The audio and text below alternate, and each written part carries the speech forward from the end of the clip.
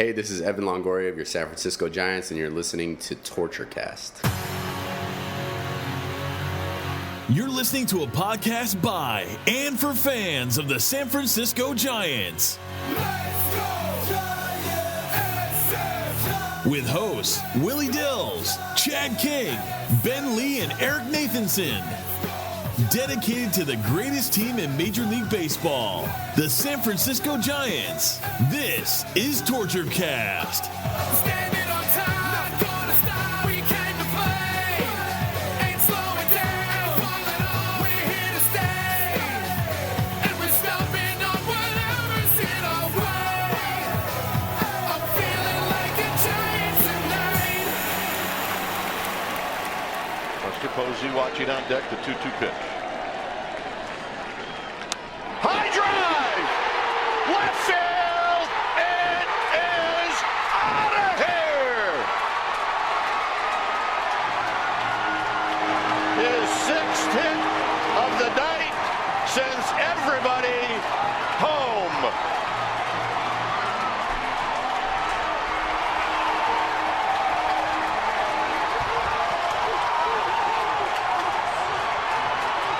They set an outside target, and here's the mistake, and McCutchen makes him pay.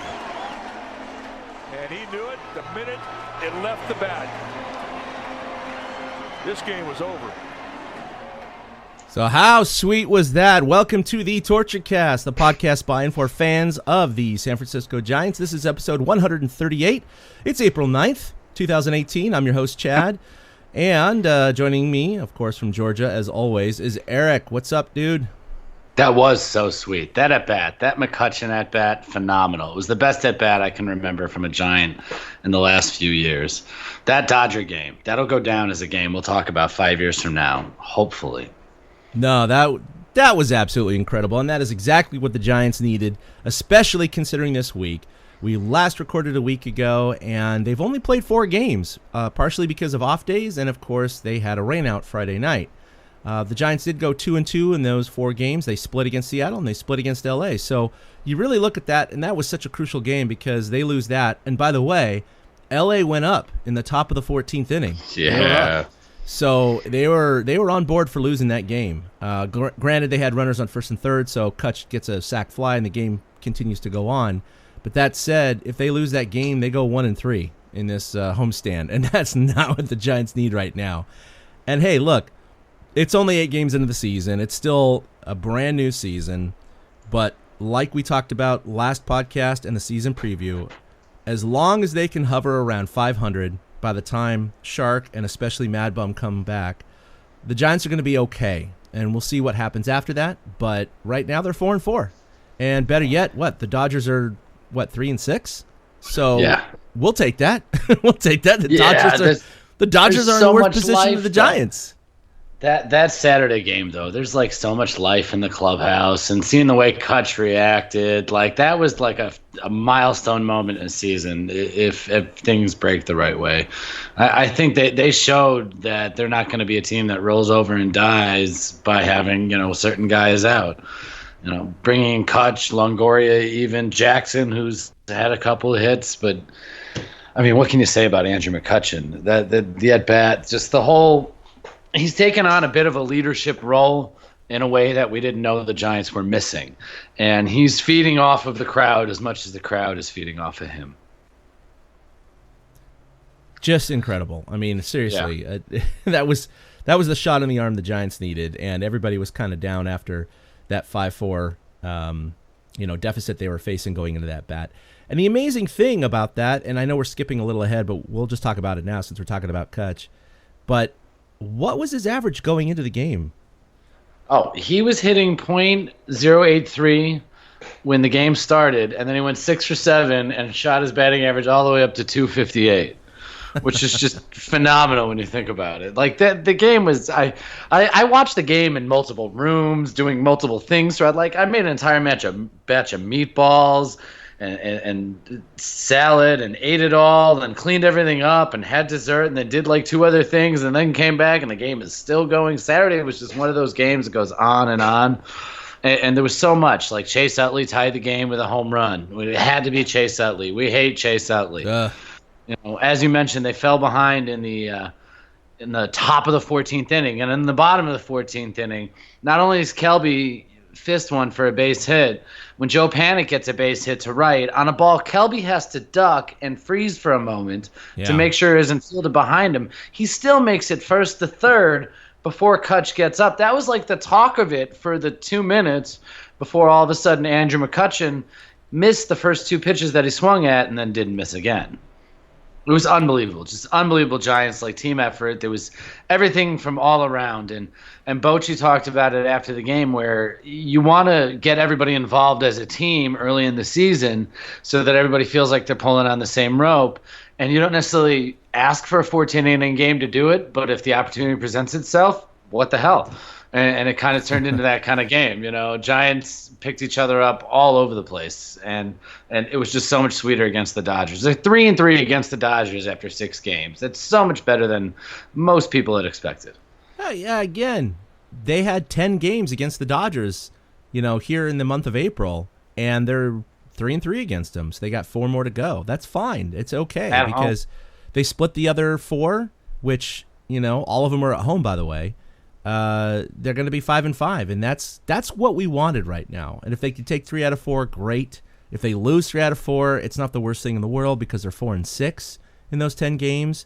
We just wanted to avoid the 2 or 3 win stretch against the Dodgers, and that was the big thing. So they can come back from a 4-6 record, but that was just huge. And yeah, the fist hit, the other base hit, Kelby had a duck. You had first and third, and you're thinking to yourself, there's no way the Giants can't lose it here in the 14th, right? I mean, they're going to get this run home. But then again, stranger things have happened with the Giants, especially with runners in scoring position. As we know, their average is not exactly top of the league. Cutch was so locked in. It was just such a different feeling when he came. He already had 5 hits, and even when he swung and missed at the first 2, you're thinking he's still gonna he's gonna hang in there. He's gonna get the job done. He's gonna fist one to the right side. He's gonna get a sac fly. He's gonna do something. And I tell you though, because of the way. Sorry, I forgot the name of the pitcher who was pitching, but going in and out, in and out, in and out. Yeah, Font, that's right. And he's got electric stuff too, by the way. In and out, in and out. You look at that replay, and that pitch is right on the border of being inside, high and tight. Yeah. And Cutch knew it was coming. And to see his hips open up and be able to get that barrel to that part of the zone and then to crush it like a no-doubter, I mean, that's just incredible. You saw, I mean, that just is proof that Cutch was looking for the ball in that zone. Because if it's you or I up there in our, not a 90-something mile-an-hour fastball, but, reasonable fastball, that's breaking our bat. I'm sorry. It's breaking our bat if we're swinging at it. So our bat would have been broken or on the bench already. He did a phenomenal job of setting it up by fouling off pitches at the top of the zone and a couple of pitches very similar to the pitch he hit out. And if you look at the replay, which I've watched more times than I care to admit, if you look at the replay, that's not even where the catcher wanted it. No. He wanted the pitch away, and the ball just still broke in on Cutch. And like you said, the hips flew open, and it was over. And the recording at the beginning with Kipe, he almost came out of the booth, man. Kipe was so excited for that because it was such a great battle. I was sitting here watching it with my wife, and after about 3 or 4 fouls, we both kind of stopped, the little stuff you're doing on the side, like the second screen and me looking at Twitter, her playing Candy Crush. And all of a sudden it was like, wow, this is a great at-bat. And, the tension kind of mounted. And then all of a sudden, bam, he hits it out. And, Kipe had that same explosion that came with it. It was such a great, joyous Giants moment for a team that was so crappy last year. There was no moments like this. There wasn't. There was literally no moments like this. Buster homering in the 18 millionth inning, it doesn't count because their season was already over at that point. Right. And that was May 12th. but their season was over. That was over then. Yeah, I remember that walk-off, and he threw his helmet and the whole thing. But you're like, yeah, this is great, but it was exhaustion. It wasn't like, yes, they vanquished the Dodgers. They punched, and the Dodgers punched back, and then Dodgers punched again, and then the Giants had one last uppercut. It was like a prize fight. It was an old school game. Saturday it was the game of the week. I saw it in national. Aside from Ohtani getting all the press, that Giants-Dodgers game with Cutch and his 6 hits was getting all sorts of good press this weekend. It was a sign of like old school times. I hope they're still doing this. I hope they're still slugging it out in September because these teams match up really well. It shows you the Dodgers and how they miss Justin Turner. Their lineup isn't as long, and they strand runners just like the Giants. They've been stranding runners just like the Giants. You're right. I think Justin Turner has had a bigger impact in the beginning of the season than I think a lot of us thought. I'm sure some Dodgers fans were pretty upset about it. But look, we're missing Madison Bumgarner and the Sharks, and they got a worse record. That worse record isn't just because of Justin Turner. If he's in there, maybe they win another game or something like that. But he's not making the difference in the entire season. But I will agree that they could have easily, because both games – were extra innings, and the first series in LA were tight games too, except for one. So, I mean, Justin Turner could have made the difference. You don't know. I mean, it's such a small sample size at this point. It's the butterfly effect. We really don't know what would have happened. But I will say that this morning when I went to the gym, my good buddy who's a major Dodger fan, he showed up. I hadn't seen him in a while. And I kind of smiled at him, and he smiled at me, and he's like, dude, I could watch the Dodgers play the Giants all year long. Those games were so fun, just so much fun. And it was cool to hear him say that, even though, both teams split, both teams were in extra innings, and both teams could have swept the series easily. But he thought, man, it was just fun. It was just fun. Even though Cutch hit the bomb, he said that game was fun, which was really cool to hear it from that side, because that's what you got to say in the regular season. I mean, look, the Giants show a lot of fight. The Dodgers have shown a lot of fight. This is the way a rivalry should be, and it's great. It's wonderful. I mean, if the Giants lost both games and they were both tough games, I don't think we'd be saying that. But since it was a split, I think both sides can agree, really, really tough games, man. Both extra innings. Could have gone either way. It was fantastic. Yeah, that was the best. And I'm going to share a few stats about what McCutchen did, so we can put a bow on this, because that was unbelievable. Andrew McCutchen is going to be a fan favorite, like obviously the rest of the season, and who knows how much longer. He seems like a perfect fit. Some of the things he did on Saturday against the Dodgers. He is one of 2 people in Major League history to tally 6+ hits and have a walk-off homer in the same game. Detroit's Jim Northrup did it in 1969. He is only I didn't count it, 1, 2, 3, 4, 5, 6, 7, 8th Giants player with a walk-off homer in the 14th inning or later since they moved to San Francisco. He's the 4th Giant to hit a home run, his first home run with the team be a walk-off home run. The last guy to do it, GQ, Guillermo Quiros. I think that's how you say it. Yeah, I remember that guy. Yeah. It was the 2nd latest walk-off homer in the Giants and Dodgers series ever. Valmy Thomas had one in 1957 in the 15th inning. And he was the 4th Giants player with a 6-hit game since they moved to San Francisco, and the first to do it at home. The first 2 guys, Jesus Alou went 6 for 6 in 1964 at Wrigley. Mike Benjamin went 6 for 7 in 1995, also at Wrigley for some random ass reason. And then a couple years ago, Brandon Crawford went 7 for 8. I think that tied some Major League record. I'm not sure on that because it's Cutch's day back in 2016. So he's the 4th Giant to hit 6 hits in a game since they moved to San Francisco. Ooh. And he is the first player with a walk-off homer with his team trailing in the 14th inning or later since July 11, 2015, when he also accomplished that same feat against St. Louis. Oh, no kidding. And that's in all Major League Baseball. Right. So over the last, 3 years, he's the only guy to hit a walk-off homer in the 14th inning or later with his team trailing. Oh, wow. That's pretty cool.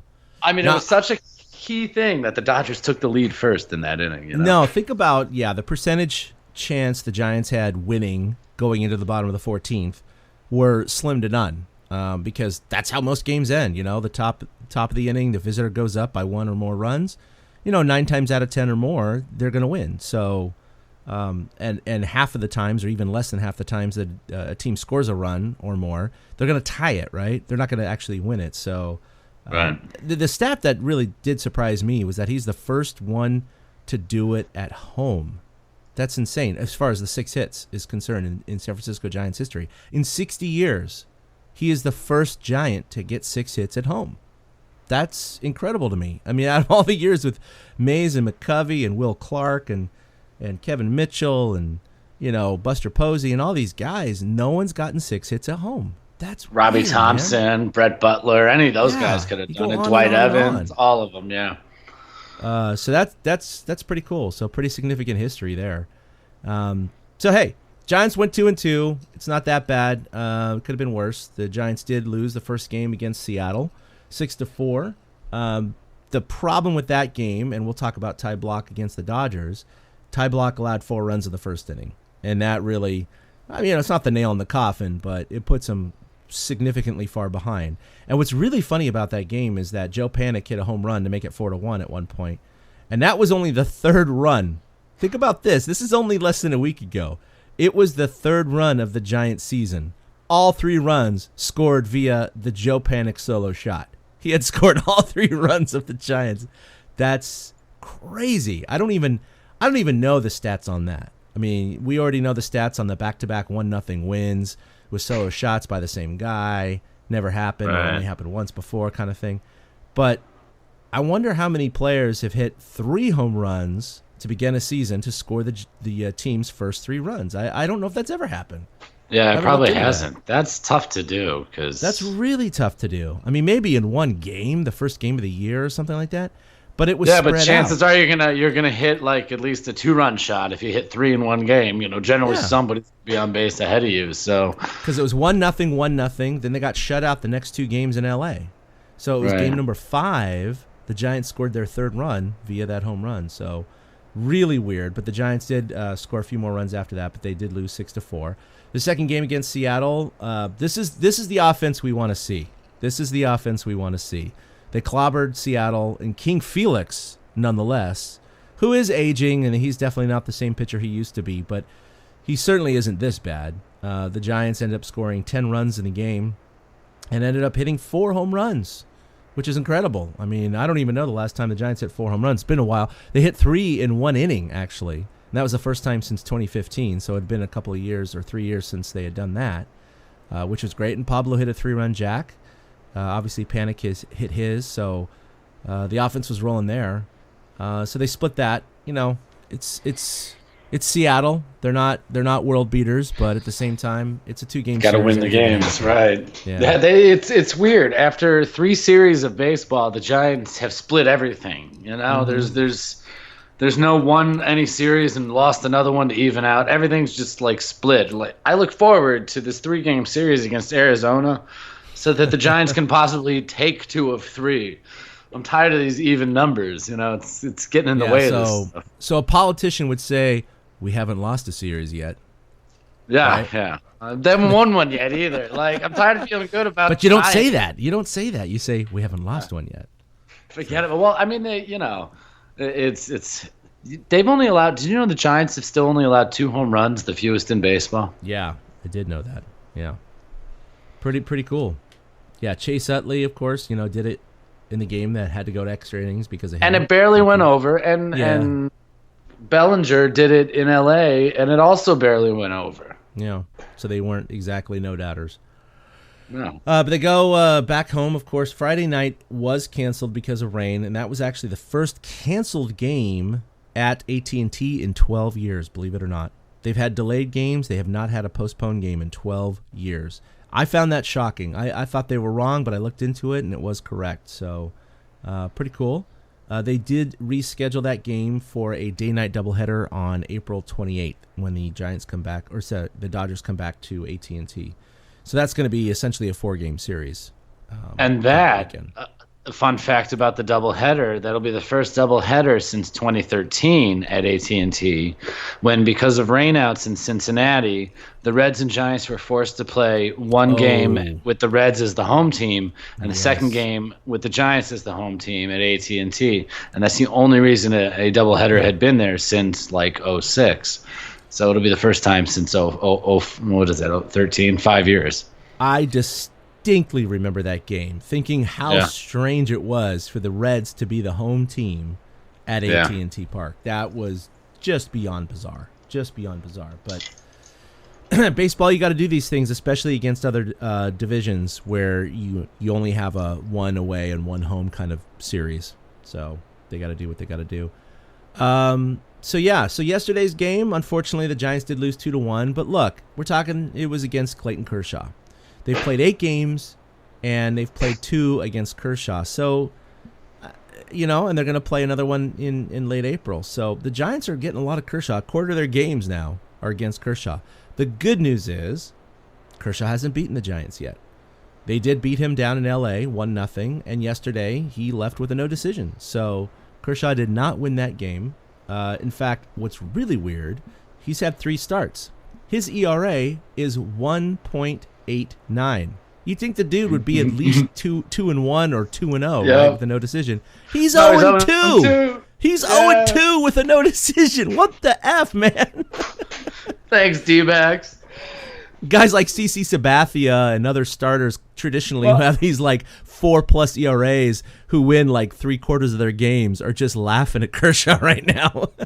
I was shocked with yesterday's game, Kershaw, when he got yanked and then Posey got a hit off of, I don't remember who the heck came in to tie the game, but like Dave Roberts pulled Clayton Kershaw before a Kershaw-Posey matchup that was basically for the game. Yeah. And Kershaw was at like 92 pitches. I happened to be taking a shower listening to the game at the moment, and I'm in my bathtub screaming like, what are you doing, man? Let us have Kershaw-Posey. Like, it worked out well for the Giants fans for the moment, But, like, I think that's bad managing. That's under-managing yourself or out-managing yourself by Dave Roberts. There were a couple cracks in his armor this weekend where I felt like Bochy kind of took him to school, and it was a lot of fun to watch. Yeah, I mean, Kershaw's just got to be kicking himself. He doesn't care about wins and losses. I mean, we know that. He just wants to face them. Yeah, he just wants to face the best. This is what he's there for. Shocked. Yeah, that's what he's there for. Instead, he put in a mid-range reliever and he got burned by it and got the no decision. So, unfortunately, the Dodgers they scored both of their runs with 2 outs, 2-out hits. So, it's one thing that the Giants have not excelled at recently, but the Dodgers did their damage, when it counted. They did leave 9 on base. The Giants actually only left 4 on base. So the Dodgers did have more runners on base. So it kind of makes sense. It's going to happen. Brandon Belt was up at the last of the game there. They did have the tying run in scoring position after a strikeout steal attempt that was successful for Hunter Pence, but Brandon Belt couldn't do it. The last pitch was I thought was a little high, but it's one of those situations in which you got 2 strikes with the game on the line. Foul it off. Yeah, it's I know he argued with the umpire and in his post-game comments suggested that it wasn't. He didn't even say it was close. He just said, "Oh, there's no way that was a strike." I mean, that wasn't even close, but you look at the replay and you're like, yeah, okay, I get what you're saying, but at the same time, if it's anywhere near the zone with 2 strikes and the last of the 10th and you're down by a run, it's different if it's the 5th inning, right? It's the 10th inning. It's like you go down swinging, no one's going to be like, oh, that ball was an inch high. No one's going to give you shit about it, but you let a ball go, gets called, that's it, because you didn't do anything. So. Well, unfortunately, it's more ammunition for the Belt haters, which I don't like because I like Belt. But I mean, it's not just Belt. This speaks to it. This year, with 2 outs and runners in scoring position, the Giants are 1 for 32. Yeah. I mean, that speaks to it. That's not just Belt. That's everybody. So the Dodgers had twice as many hits in one game that Giants have had all year. Well, 2 outs and runners in scoring position. That's what I mean. Just with runners in scoring position, they're batting a hefty 127. They're 8 for 63. And 2 of those hits are home runs, so a lot of that accounts for it. Yeah. So the Giants are not hitting the ball when guys are getting on base, despite the 8 runs and 10 runs and 7 runs, which were phenomenal, and the order's longer. They really haven't had the whole offense click yet. No, I mean, the runners in scoring position average will regress back to the mean. We know this, but at the same time, other things may regress in a negative way to balance that out. But if the Giants had a major league average in terms of runners in scoring position or hits with runners in scoring position, they definitely would have at least 1 or 2 more wins right now. And that's what's frustrating, because they've had their opportunities. They set the table in a decent way. They're just not knocking them in. Like you said, 8 for 60, whatever, and then 1 for 32 with 2 outs and runners in scoring position. So, Yeah. I mean, 1 for 32, dude. 1 for 32. I thought it was bad when they were 1 for 28 overall with runners in scoring position, which really was horrible. They haven't improved it that much with 8 for 60, whatever, but 1 for 32. And it was a single. That's It rough. did drive in runs. I guess. No. Maybe, I guess it had to have. There's 1 RBI on the board, so it had to have. Oof. 1 for 32. I mean, Chris Stratton could hit that, I think. So, Yeah, probably. so anyway, yeah, the Giants went 2-2 for the week. Not too bad. Let's see. I want to talk about Ty Block. So he pitched well in L.A., and he pitched well again against L.A. at home. He had the hiccup against Seattle, allowing 4 runs in the first inning. But let's look at what he's done against L.A. I know he's pitched even better against Kershaw. In fact, he was hitting .444 against Kershaw as a hitter going into yesterday's game, which is incredible to me. But he pitched well. He's 2-1 when they face Kershaw, but overall, Block has a 1.42 ERA versus LA. That's incredible. And we're talking about, this is the guy that's replacing Bumgarner right now. So he's doing his job against LA. In 2 starts, can't say anything that he's done poorly. So good for Ty Block. He's definitely representing the Giants. And if it wasn't for him, think about this. If he gets shelled because both games were so close, and they did lose 1 game, so I guess I shouldn't say that. But the first game, they lost 1-0. He allows 2 runs in 6 innings, which is a great start. Giants lose, right? Yep. And they're 3-5 right now. And the Dodgers would be 4-5, and they'd be actually ahead of the Giants. So these little things really do make a difference, and Ty Block has been holding his own so far. Well, he needed to work yesterday, and early on, it did not look like he was going to last long. He was around the plate, and they got bailed out by a couple of ground ball double plays, or you could say he helped himself out with a couple of ground ball double plays. Yeah, I think twice he had bases loaded with 1 out, and he got those double plays? Something like that in the first 2 of the first 3 innings. And then, it was like, oh, shit, he's not going to – we got an E last time, so let me make sure I don't say that.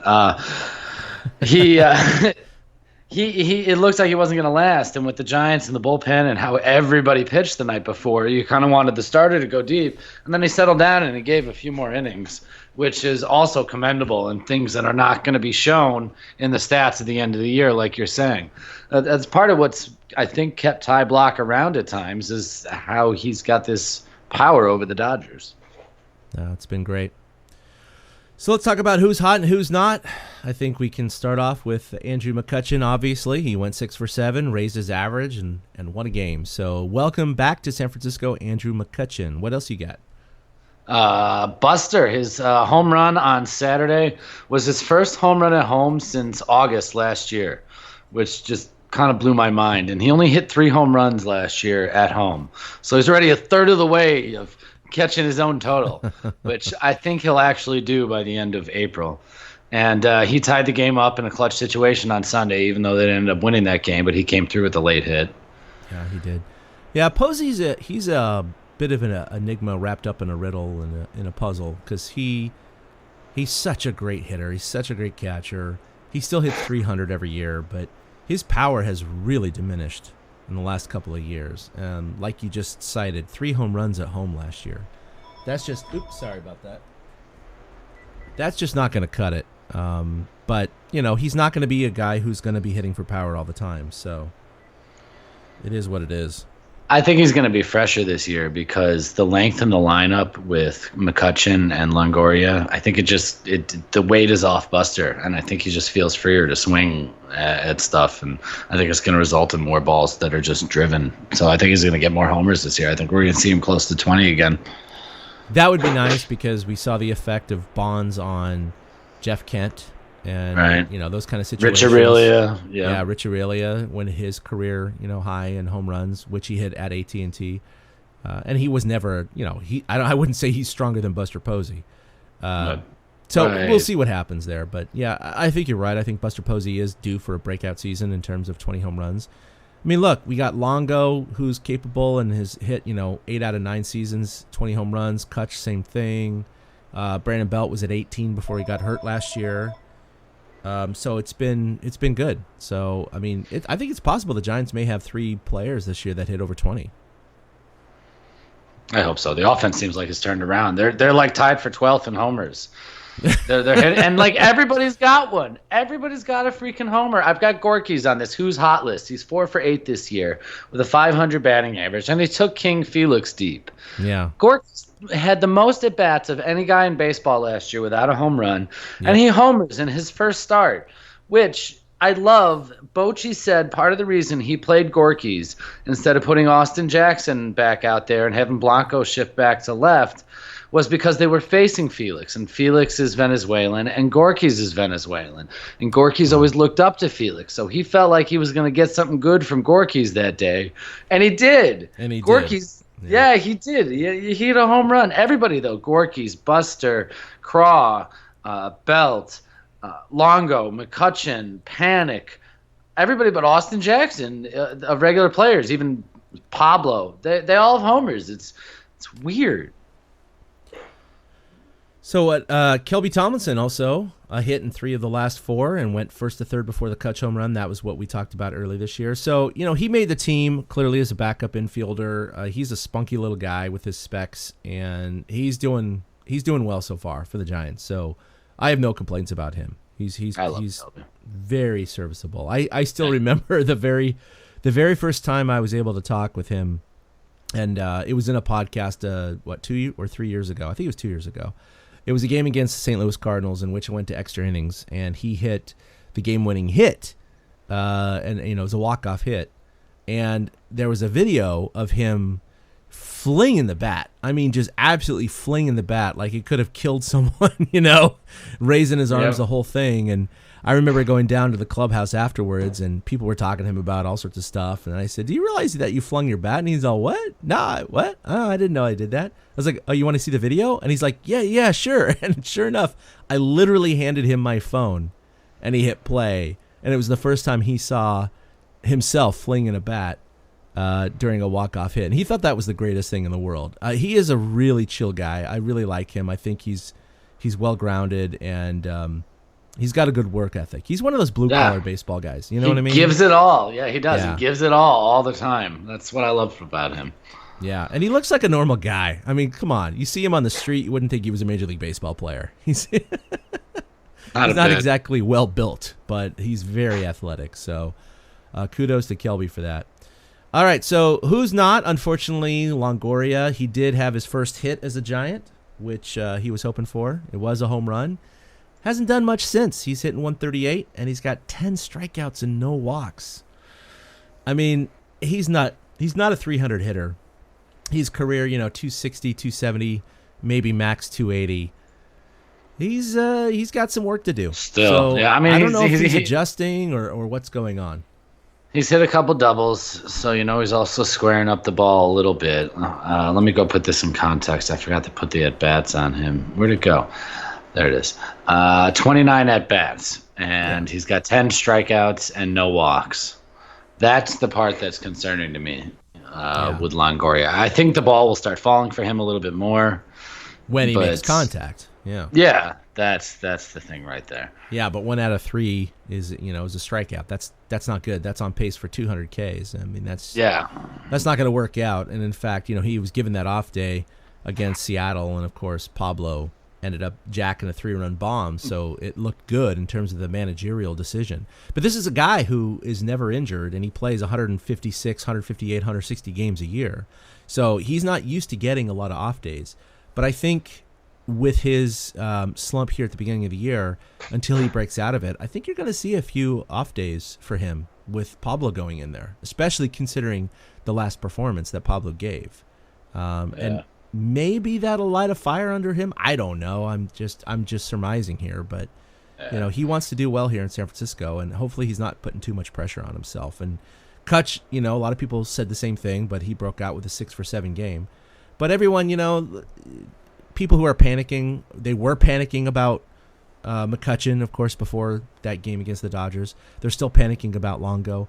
Guys, if a guy goes 138 out of 29 at-bats in the middle of August, no one even notices.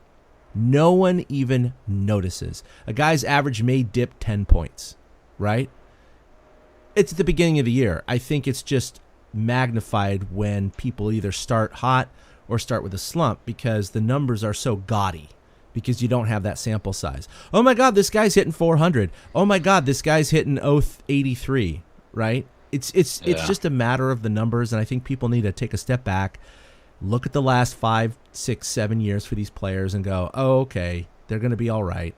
Not that the guy won't hit over 250. We don't know that yet, but if he goes 138 in the middle of the season, no one notices. But he goes 138 at the beginning of the season, that's his batting average. So, it's very glaring. So, Buster Posey has certainly gone 138 or worse in a 29 hit or 29 at-bat stretch in his career. Many times. I guarantee it. But it's just not magnified when it's in the middle of the season. No, and the difference is Longo doesn't get as much of a pass as Cutch because Cutch has personality.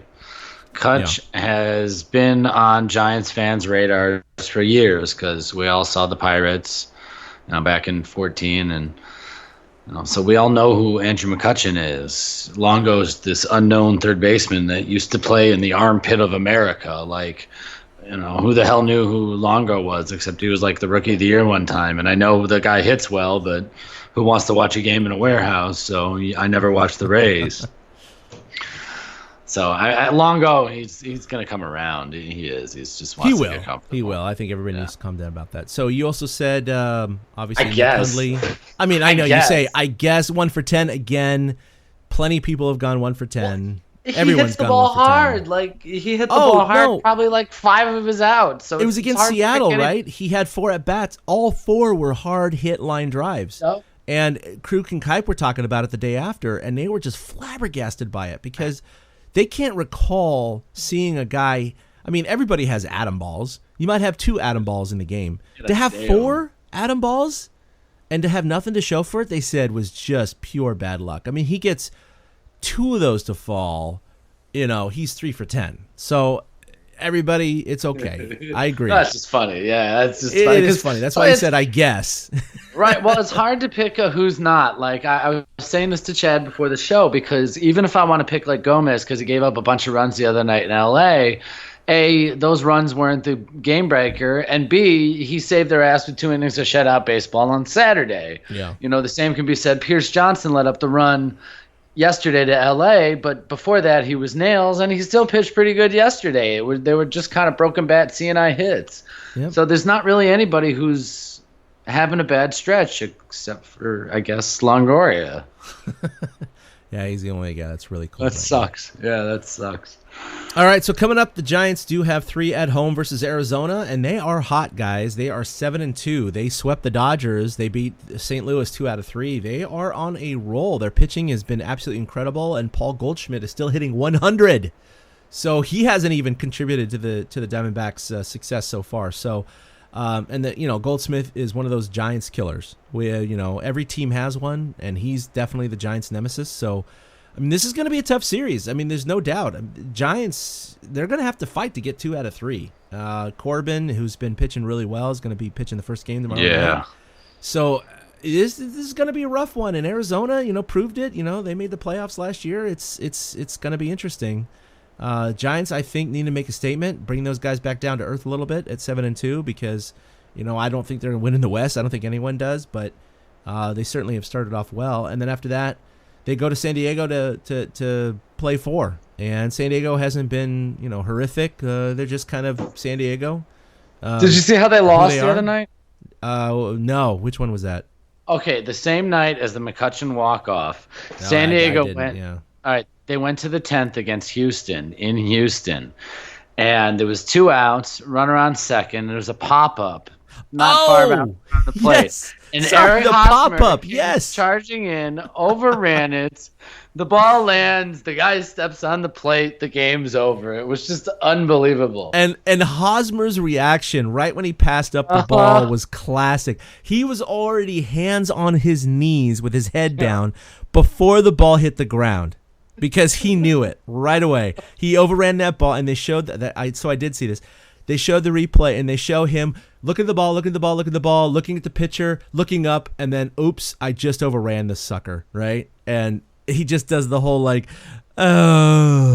sickest man in America moment. It's just lands right behind him, almost simultaneously with the runner crossing home plate. Because, it had such high hang time. Had plenty of time for the runner on second, which there were 2 outs. He's going to be running. Exactly. He's got the jump, absolutely. And by the way, to all you kids out there who I know are listening to this podcast, that is why you always run out pop flies or anything with 2 outs, period. You don't care if you think it's going to get caught. You run that stuff out, okay? So anyway, that was definitely a reason. If that was Barry Bonds on second, might not have scored. That's true. So, yeah, that's right. I did see that. That was pretty incredible. So hopefully the Giants will win via one of those runs thrown in or errors or something like that. Who cares? Just score 10 runs every game. I'm happy with that. Just do that because that Seattle game was so amazing, right? Because when they were up 9-0, you're just like, so they got this. This is great. Yep. I can just enjoy the game. There's no stress. They get 2 guys on, and I'm like, I'm not stressed. So normally 2 guys on, I'm stressed. So that was great. All right, so we do this little thing every year. Why we should hate this guy? Gonna say Kershaw again, although he technically hasn't beaten us, and he's limited us to, 2 runs and 2 starts. I still hate him because of the fact that if it was anyone else, maybe the Giants would score a couple more runs and have won. The other game on Sunday. But it is what it is. Kershaw is a world beater. He's an amazing pitcher. I have him on my fantasy team. I'm embarrassed to say, but hey, I had to draft him. He was available in the 9th pick. So yeah. And I don't hate him as a person. I think he's a really nice guy. It's just he is what he is. He's Kershaw. He's good. What are you gonna say? I just wouldn't draft him in my postseason fantasy draft. I wouldn't draft any Dodgers in my postseason fantasy draft. That's right, yeah. No Dodgers in the postseason fantasy draft. So, what about you? I'm going to hate on Kyle Farmer because that kid last year, his first major league hit was a walk-off against the Giants, and then he had the clutch 2-out run-scoring double to win the game in the 10th yesterday for the Dodgers. So Kyle Farmer is turning into some sort of giant killer, and so I want to hate on him now and snuff him out. Not really kill him, but see, because apparently he's got that touch that certain players do, and so I'm ready to hate on Kyle Farmer. He's a nothing. He's a third string catcher. Sometimes plays the outfield and first base, but apparently he kills the Giants. So I'm hating on Kyle Farmer. I don't know anything about the kid. I had literally nothing. No, he killed the Giants. So I have no idea if he's a good hitter. I don't know if he's a power hitter. I don't know anything. You know what I mean? I don't know what type of player he is. Anything. No, absolutely. He could be secretly Nazi. I don't know. And I just I'm gonna hate on Kyle Farmer because he always seems to beat the Giants. Poor Kyle. All right, so that's going to do it for episode 138 of the TortureCast. You can follow us collectively at TortureCast or like us on Facebook at TortureCast. There on Facebook. You can also find us on YouTube. Our podcasts are there. We're also on Podbean, Podbean, Podomatic, iTunes, Stitcher, Spotify. Thanks. So, yeah, we're everywhere. I mean, come on, Google us. You'll find us. If you're listening to us, you already know where we are. So why am I saying this? I don't know. Tell your friends. Tell your friends, exactly. You can follow us individually, myself at ChadK21, Eric at 2 Out Hits, which the Dodgers excelled at this weekend. That's with the number 2. And for Willie and Ben, at Willie Dills and at Fried Duck. So for Eric, this is Chad signing off for episode 138. We'll see you next week for episode 139. See you next time. A-boom. A big thank you to everybody for listening to the Torture Cast, the podcast by and for fans of the San Francisco Giants. Follow us on Twitter at TortureCast. You can also like us on Facebook or check out our blog at torturecast.com. I also want to say thank you to Ashcon and Bailey for letting us use their song Feeling Like a Giant for our intro. For Ben Lee and Chad King, my name is Willie Dills saying, we'll see you next time.